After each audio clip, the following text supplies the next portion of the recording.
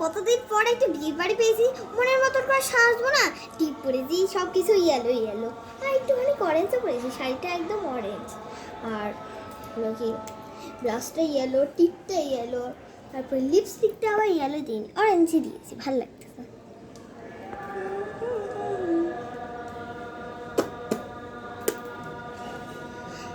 আরে ভগবান, বাবুর বাবা, তুমি যে একদম মেয়ের বাবার মতন হয়ে গেছো।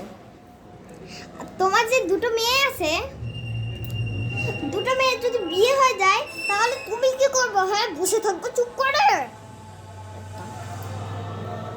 আমরা সেজেছি, আমরা হলো কি সাজছি সকালবেলায়, আর তোরা তো রাত্রিবেলায় সাজবি। তুই শুধু একটা তোমাদের তুমি সাজবে শুধু একটু একটা জামা, একটা হলো কি একটা পাঞ্জাবি আর একটা প্যান্ট হয়ে যাবে।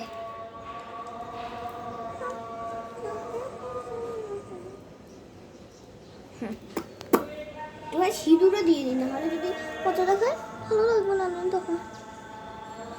মা বলেছিল যে মোটা মোটা করে দিতে, না হলে মা। আর তুমি আর কতক্ষণ সাজবা? এই কি মান্তু, তুই এমন জামা পরেছিস, তোকে এখান থেকে ছেঁড়া, এখান থেকে ছেঁড়া, সব জায়গায় ছেঁড়া ছেঁড়া। এটা ছেঁড়া ফাটা কই? এটা তো এখনকার স্টাইল, তার জন্য আমি আজকে এটা পরেছি। হ্যাঁ, ছেঁড়া তো থাকবে না। কোথায় ছেঁড়া নয়? এই যে এখানে হাতারের ছেঁড়া, নিচে ছেঁড়া।